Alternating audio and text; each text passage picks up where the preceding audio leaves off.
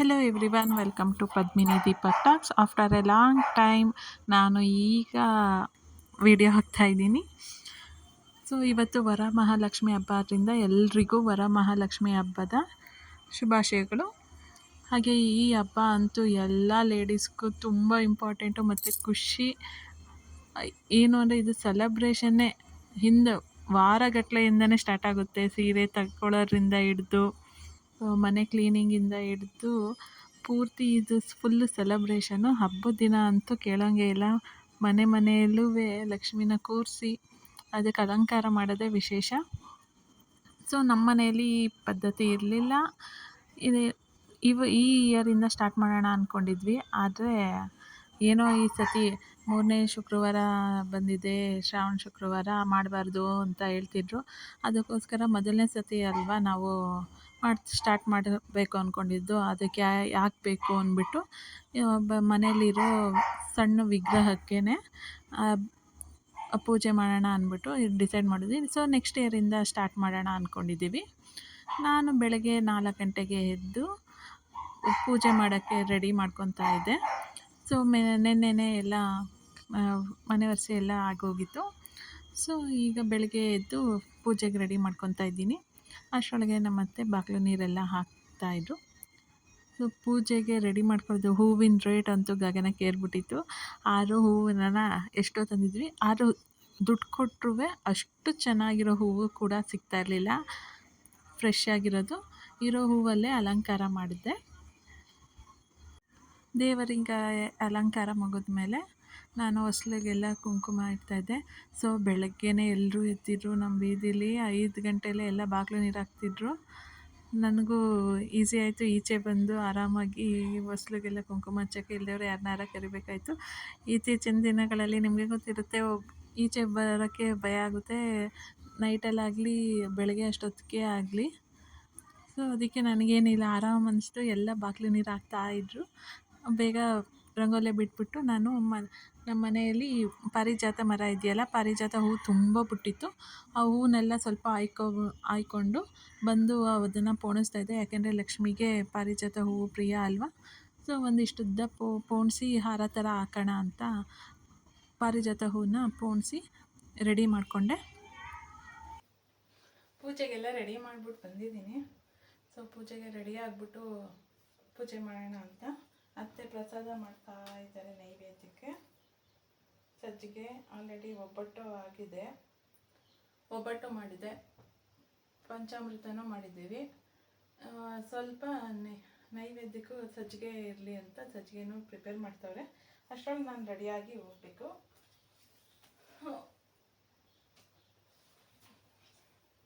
ಇವತ್ತು ಈ ಸೀರೆ ಉಟ್ಕೊಳ್ಳೋಣ ಅಂತ. ಹೊಸ ಸೀರೆ ಇನ್ನೂ ಉಟ್ಟಿಲ್ಲ, ಉಟ್ಕೋಬೇಕು ಇವತ್ತು, ಅದಕ್ಕೋಸ್ಕರ ಇಟ್ಟಿದ್ದೀನಿ. ಸೊ ರೆಡಿ ಆಗಿಬಿಟ್ಟು ತೋರಿಸ್ತೀನಿ. ಪಾಪ ಪೂಜೆಗಂತೂ ರೆಡಿ ಮಾಡೋಕ್ಕೆ ಎಷ್ಟು ಟೈಮ್ ಆದರೂ ಸಾಕಾಗಲ್ಲ. ಎಷ್ಟು ಅಲಂಕಾರ ಮಾಡಿ ಪೂಜೆಗೆ ರೆಡಿ ಮಾಡ್ತಾಯಿರಿ, ಟೈಮ್ ಅದೆಷ್ಟು ಬೇಗ ಹೋಗುತ್ತೆ ಅನ್ನೋದೇ ಗೊತ್ತಾಗಲ್ಲ. ನಾನು ಅಷ್ಟು ಬೇಗ ಎದ್ದಿದ್ರು ಲಕ್ಷ್ಮಿ ಕೂರಿಸಿದವರು ಎಷ್ಟು ಬೇಗ ಟೈಮ್ ಆಗ್ತಿತ್ತು. ಏನಾರ ಲಕ್ಷ್ಮಿ ಕೂರಿಸಿದ್ರೆ ಇನ್ನೂ ಎಷ್ಟು ಬೇಗ ಎದ್ದೇಳಬೇಕು ಅನ್ಕೊತಿದ್ದೆ. ಅಭಿಷೇಕಕ್ಕೆ ಎಲ್ಲ ರೆಡಿ ಮಾಡಿ ಇಟ್ಕೊಂಡಿದ್ದೆ. ಅಭಿಷೇಕ ಸ್ಟಾರ್ಟ್ ಮಾಡೋಣ ಅಂದ್ಬಿಟ್ಟು ಟಿ ವಿಲಿ ಅಭಿಷೇಕದ್ದು ಸಾಂಗು ಅಷ್ಟೊತ್ತರ ಎಲ್ಲ ಹಾಕಿ ಬಿಟ್ಟು ನಾನು ಅಭಿಷೇಕ ಮಾಡೋಕ್ಕೆ ರೆಡಿ ಮಾಡಿದೆ. ಅಭಿಷೇಕನೂ ಮಾಡ್ತಾಯಿದ್ದೀನಿ. ಅಭಿಷೇಕಕ್ಕೆ ಮಾಮೂಲಿ ಹಾಲು, ಮೊಸರು, ಜೇನುತುಪ್ಪ, ಬಾಳೆಹಣ್ಣು, ಸಕ್ಕರೆ, ಎಳ್ನೀರು ಹಾಕಿ, ಹೂವು ಹಾಕಿ, ಲಾಸ್ಟಲ್ಲಿ ನೀರು ಹಾಕಿ ಅರಿಶಿನ ಕುಂಕುಮ ಹಚ್ಚಿ ಹೂವು ಇಟ್ಟು 1-2 ಗಂಕಡಿ ಹಚ್ಬಿಟ್ಟು ಅಭಿಷೇಕ ಮುಗಿಸಿ, ಆಮೇಲೆ ನಾನು ಅಭಿಷೇಕ ಆದಮೇಲೆ ಅದರದ್ದು ಅಭಿಷೇಕದ್ದು ತೀರ್ಥ ಇರುತ್ತಲ್ಲ ಅದನ್ನೆಲ್ಲ ಒಂದು ಬೌಲ್ಗೆ ಹಾಕಿ ಇಟ್ಟಿಟ್ಟೆ. ಆಮೇಲೆ ಕುಂಕುಮ ಅರ್ಚನೆ ಮಾಡೋಣ ಅಂದ್ಬಿಟ್ಟು ದೇವ್ರನ್ನೆಲ್ಲ ನೀಟಾಗಿ ಸ್ವಲ್ಪ ನೀರಲ್ಲೇ ತೊಳೆದ್ಬಿಟ್ಟು ಕುಂಕುಮ ಅರ್ಚನೆಗೆ ರೆಡಿ ಮಾಡಿಕೊಂಡೆ. ಸೊ ಅಷ್ಟೋತ್ತರ ಹಾಕ್ಕೊಂಡು ಒಂದೊಂದು ಅಷ್ಟೋತ್ತರ ಹೇಳಿದಾಗ್ಲೂ ಕುಂಕುಮವನ್ನು ದೇವಿಗೆ ಸಲ್ಲಿಸ್ತಾ ಇರಬೇಕು. ಅದು ಕುಂಕುಮ ಅರ್ಚನೆ ಆಗುತ್ತೆ. ಕುಂಕುಮ ಅರ್ಚನೆ ಆದಮೇಲೆ ಸ್ವಲ್ಪ ಪೂಜೆ ಮಾಡಿಬಿಟ್ಟು ಆಮೇಲೆ ದೇವ್ರಿಗೆ ಅಲಂಕಾರ ಸ್ಟಾರ್ಟ್ ಮಾಡಿದೆ.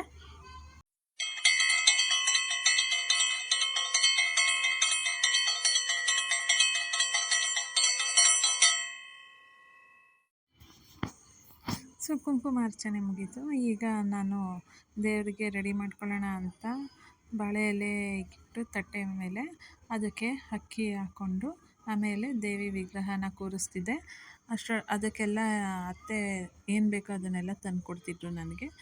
ಅದಕ್ಕೆ ನಾನು ರೆಡಿ ಮಾಡೋಕ್ಕೆ ನನಗೆ ಈಸಿ ಆಯಿತು. ಸೊ ದೇವ್ರಿಗೆ ವಸ್ತ್ರ ಹಾಕಿ ಆಮೇಲೆ ಪಾರಿಜಾತ ಹೂದಕ್ಕೆ ಪೋಣಿಸಿದ್ನಲ್ಲ ಅದನ್ನು ಹಾಕಿ ಆಮೇಲೆ ಒಂದು ಚಿನ್ನದ ಸರ ಹಾಕಿ ರೆಡಿ ಮಾಡಿದೆ. ಸಿಂಪಲ್ಲಾಗಿ ನಮ್ಮ ಮನೇಲಿ ಚಿಕ್ಕ ಪುಟ್ಟ ಲಕ್ಷ್ಮಿಗೆ ಪುಟ್ಟದಾಗಿ ಅಲಂಕಾರ ಮಾಡಿದ್ವಿ. ಸೊ ಮಹಾಲಕ್ಷ್ಮಿ ಹೇಗೆ ಅಲಂಕಾರ ಪ್ರಿಯನೋ ಹಾಗೆ ನಾವು ಮಹಾಲಕ್ಷ್ಮಿ ಪೂಜೆ ಮಾಡಬೇಕಾದ್ರೆ ನಾವು ಕೂಡ ಚೆನ್ನಾಗಿ ರೆಡಿಯಾಗಿ ಮಹಾಲಕ್ಷ್ಮೀನ ಆರಾಧಿಸ್ಬೇಕಂತೆ. ಏಕೆಂದರೆ ನೀನು ಹೇಗಿದೆಯಾ ಹಾಗೇ ಇರು ಅಂತ ಆಶೀರ್ವಾದ ಮಾಡ್ತಾರಂತೆ. ಅದಕ್ಕೆ ನಾವು ಚೆನ್ನಾಗಿ ರೆಡಿಯಾಗಿ ಒಡವೆನೆಲ್ಲ ಹಾಕ್ಕೊಂಡು ರೆಡಿಯಾಗಿ ಪೂಜೆ ಮಾಡಿದ್ರೆ ಆಶೀರ್ವಾದ ನಮಗೆ ನಾನು ಹೇಗಿದ್ದೀವಿ ಅದೇ ರೀತಿ ಚೆನ್ನಾಗಿರ್ತೀವಿ ಅಂತ ಹೇಳ್ತಿದ್ರು. ಅದನ್ನು ನಾನು ಇಲ್ಲಿ ಹೇಳಿದೆ ಅಷ್ಟೇ.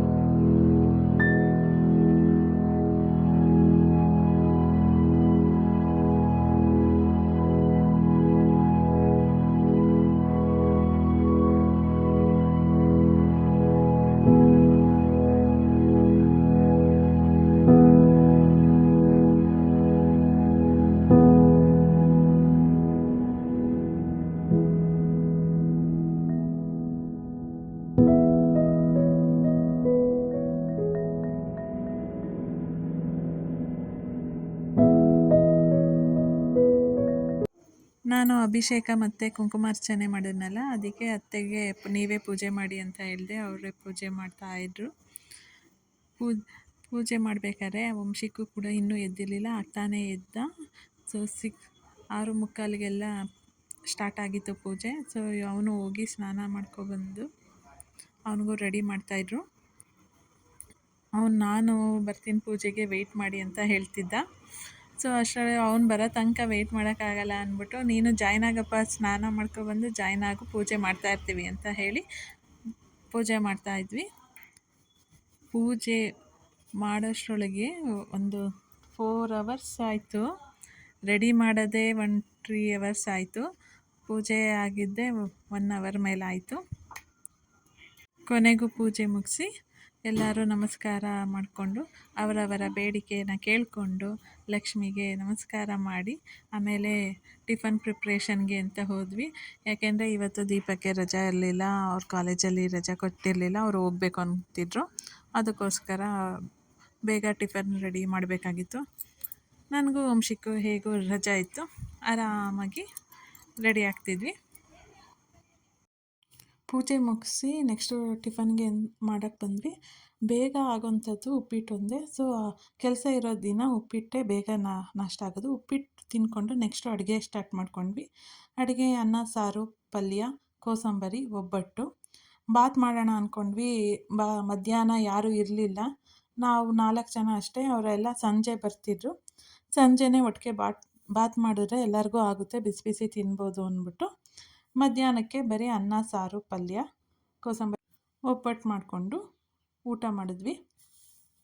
ಸೊ ಮಧ್ಯಾಹ್ನದ ಅಡುಗೆನೂ ಮುಗೀತು. ಇವತ್ತಂತೂ ಬೇಗನೆ ಕೆಲಸ ಆಗೋಯಿತು. ಬೆಳಗ್ಗೆನೇ ದೇವ್ರ ಪೂಜೆದೆಲ್ಲ ಮುಗಿದ್ಮೇಲೆ ಅಡುಗೆದು ಬೇಗ ಕೆಲಸ ಆಯಿತು. ಯಾಕೆಂದರೆ ಒಬ್ಬಟ್ಟು ಬೇಗ ಹೂರಣ ತೆಗೆದು ಇಟ್ಕೊಂಡು ಬೇಯಿಸಿ ಇಟ್ಟಿದ್ವಲ್ಲ, ಸೊ ಅದಕ್ಕೆ ಅಡುಗೆ ಮಾಡೋದು ಬೇಗ ಈಸಿ ಆಗೋಯಿತು. ಸೊ ಕಾಯಿ ಒಬ್ಬಟ್ಟು ಮಾಡೋದ್ರಿಂದ ನಮಗೆ ಇವತ್ತಿನ ಕೆಲಸ ತುಂಬ ಈಸಿ ಆಯಿತು. ಸೊ ಹಾಗೆ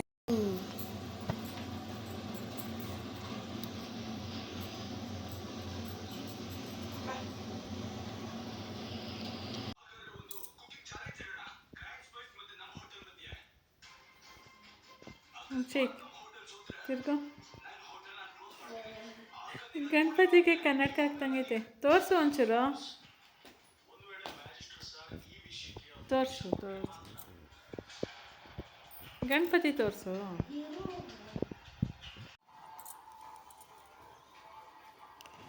ಗಣಪತಿ ಅಂಶಿ ಬಾಡಿ ಬಿಲ್ಡಿಂಗ್ ಮಾಡ್ತೀನಿ ಅಂತ ಇದ್ದೀನಿ.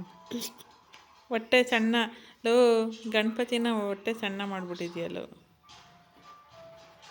ಗಣಪತಿಗೆ ಹೊಟ್ಟೆ ಡುಮ್ಮಕ್ಕಿರಬೇಕು. ಈ ಸೊಂಡ್ಲು ಇನ್ನೊಂದು ಚೂರು ಕೆಳಗಡೆ ಬರಬೇಕು. Okay, better.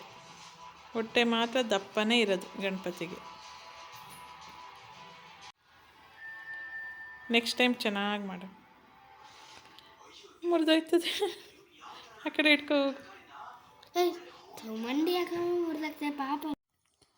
ಊಟ ಮಾಡೋಕ್ಕೆ ಅಂತ ಕೂತ್ಕೊಂಡ್ವಿ. ನಾನೇ ಊಟ ಬಡಿಸ್ತೀನಿ, ಎಲ್ಲ ಕೂತ್ಕೊಳ್ಳಿ ಅಂದ್ಬಿಟ್ಟು ಅವನೇ ಪ್ರತಿಯೊಂದನ್ನು ಬಡಿಸ್ತಾ. ಅವನೇ ಪ್ರತಿಯೊಂದು ಬಡಿಸ್ಬಿಟ್ಟು ಅವನು ಊಟಕ್ಕೆ ಕೂತ್ಕೊಂಡ. ಸೊ ಊಟ ಮುಗೀತು. ನೆಕ್ಸ್ಟು ನಾವು ರೆಸ್ಟ್ ಮಾಡಿದ್ವಿ. ಅಷ್ಟರೊಳಗೆ 4 o'clock ಅಷ್ಟರೊಳಗೆ ದೀಪಕ್ ಬಂದರು. ಕಾಲೇಜ್ ಮುಗಿಸ್ಕೊಂಡು ಅವ್ರಿಗೆ ರಜೆ ಕೊಟ್ಟಿಲ್ಲ ಅಂತ ಫುಲ್ಲು ಬೇಜಾರಾಗ್ಬಿಟ್ಟಿದ್ರು. ಬಂದು ಆಗ ಕೈಕಾಲು ಫ್ರೆಶ್ ಅಪ್ ಆಗಿ ಊಟ ಮಾಡಿದ್ರು. 3 ಕ್ಲಾಸು ಜೋರಾಗಾಯಿತು. 3 4 ಅಂದ್ಬಿಟ್ಟು ಹೋಗಿದ್ದೆ. ಬನ್ನಿ ಈಗ ಕೈಕಾಲು ತೊಳ್ಕೊಂಡು ಊಟ ಮಾಡಿ. ಹಾಂ ಸರ್, ನೀವು ರೆಡಿಯಾಗಿ ಈಗ.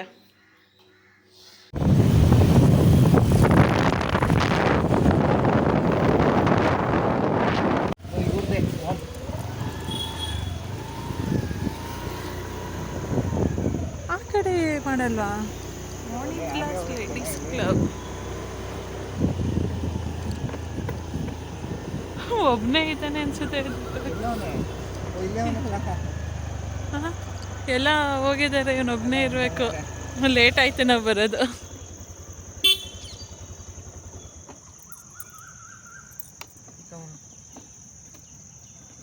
ಓಡ್ ಬತ್ತೆ ನೀರು. ಬರಲಿ ಇರು.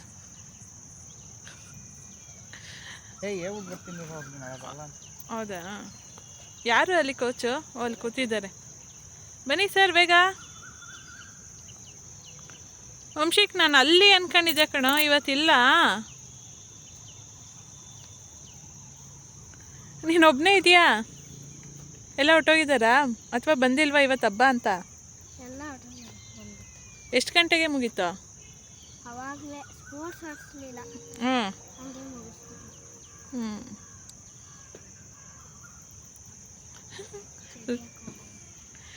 ರಜಾ ಅಂತ ಹೇಳ್ಬಿಟ್ಟು ಬತ್ತ ಪಪ್ಪ. ನಾಳೆ ನಿಂಗೆ ಲೀವ್ ಕೊಡಿ ಅಂತ ಕೇಳ್ತಾವ್ರೆ. ಯಾಕೆ? ಶ್ರೀರಂಗಪಟ್ಟಣಕ್ಕೆ ಹೋಗ್ತೀವಲ್ಲ, ಅದಕ್ಕೆ.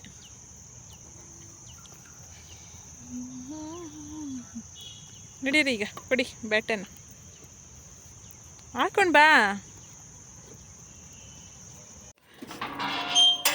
ಟೆನ್ನಿಸ್ ಮುಗಿಸಿ ಮನೆಗೆ ಬಂದರು.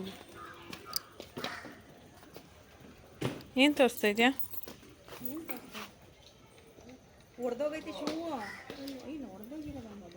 ಮಣ್ಣಾಗೈತೆ ಅಂತ.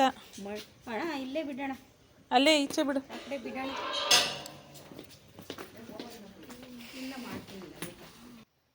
ಸೊ ಗೈಸ್, ಈ ವರಮಹಾಲಕ್ಷ್ಮಿ ಹಬ್ಬ ಅಂತಿಮವಾಗಿ ಮುಗಿತಾ ಬಂತು.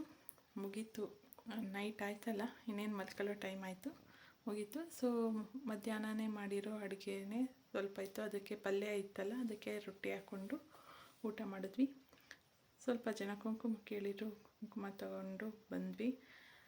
ನಮ್ಮ ಮನೇಲಿ ಜೋರಾಗಿ ಗ್ರ್ಯಾಂಡಾಗಿ ಏನು ಮಾಡಿಲ್ವಲ್ಲ, ಸೊ ನೆಕ್ಸ್ಟ್ ಇಯರಿಂದ ಮಾಡೋಣ ಅಂದ್ಕೊಂಡಿದ್ದೀವಿ, ಮಾಡಲೇಬೇಕು. ಸೊ ಎಲ್ಲರಿಗೂ ಇನ್ನೊಂದು ಸಲ ವರಮಹಾಲಕ್ಷ್ಮಿ ಹಬ್ಬದ ಶುಭಾಶಯಗಳು. ನೆಕ್ಸ್ಟ್ ಇನ್ನೇನು ಗೌರಿ ಹಬ್ಬ ಬರ್ತಿದೆ. ಗೌರಿ ಹಬ್ಬ ನಮ್ಮ ಮನೇಲಿ ಗ್ರ್ಯಾಂಡು, ಸೊ ಅದನ್ನು ಚೆನ್ನಾಗಿ ಸೆಲೆಬ್ರೇಷನ್ ಮಾಡಬೇಕು. ಸೊ ಗೈಸ್, ಇಲ್ಲಿಗೆ ಇವತ್ತಿನ ವ್ಲಾಗ್ನ ಇಲ್ಲಿಗೆ ಮುಗಿಸ್ತಾ ಇದ್ದೀನಿ. ಎಲ್ಲರಿಗೂ ಶುಭರಾತ್ರಿ. Thank you so much.